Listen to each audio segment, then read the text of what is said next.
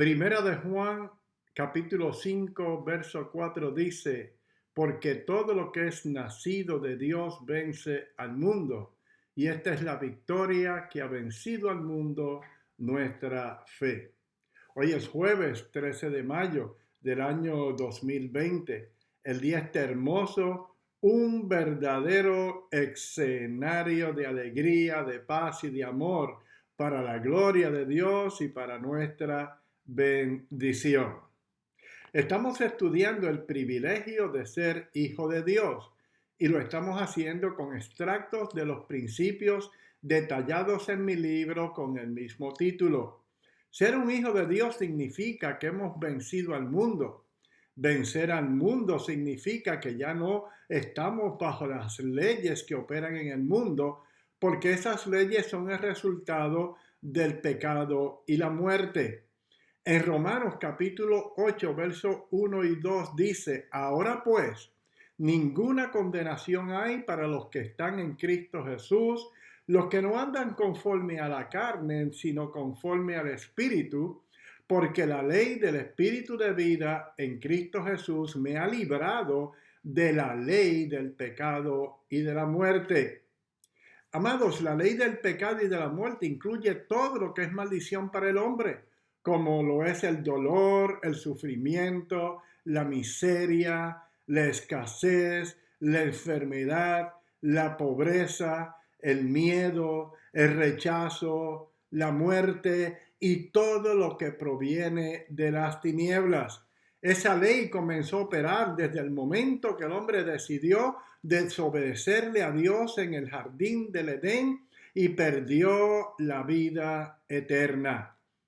Desde ese momento, la ley bajo la cual opera Satanás, la ley del pecado y de la muerte, se enseñoreó del hombre y comenzó a ser un fiel, obediente, sometido, seguidor, esclavo e instrumento de su nuevo amo Satanás, quien lo mantiene bajo su poder y dominio, arrastrándolo a la muerte eterna. Los hijos de Dios ya no tenemos que someternos a la ley del pecado y de la muerte porque ahora estamos bajo otra ley. Una ley que no solo es superior, sino que venció la ley del pecado y la muerte. La nueva ley es la ley del Espíritu de vida en Cristo. Satanás es el Dios de la muerte, mientras que Cristo es el Dios de la vida. Bajo la ley del pecado y de la muerte, el hombre tiene que someterse a la enfermedad. Bajo la ley del Espíritu de vida nos sometemos a la labor redentora de Cristo, que dice que por su llaga fuimos curados. Bajo la ley del pecado y de la muerte, el hombre tiene que someterse a la pobreza, a la miseria. Bajo la ley del Espíritu de vida, nos sometemos a la labor redentora de Cristo, que dice que Dios nos suple de acuerdo a sus riquezas en gloria y así sucesivamente.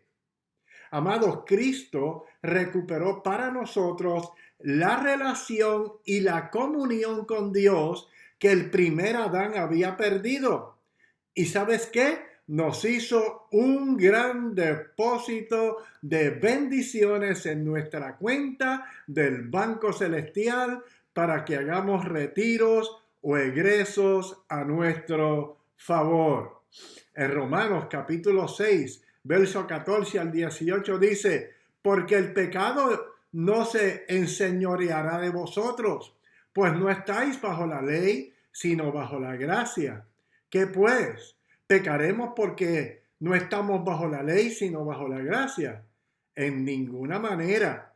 ¿No sabéis que si os sometéis a alguien como esclavo para obedecerles, sois esclavo de aquel a quien obedecéis, sea del pecado para muerte o sea de la obediencia para justicia? Pero gracias a Dios, que aunque erais esclavos del pecado, habéis obedecido de corazón aquella forma de doctrina a la cual fuisteis entregados y libertados del pecado. Mira, viniste a ser siervos de justicia. ¡Wow! Como vimos anteriormente, Ser un hijo de Dios significa que el pecado ya no tiene poder o no se puede enseñorear de nosotros o esclavizarnos, que es la misma cosa. También vimos que si nos sometemos a Satanás como esclavos para obedecerle, somos esclavos de Satanás para muerte. Pero si nos sometemos a Dios para obedecerle, somos esclavos de Dios para vida.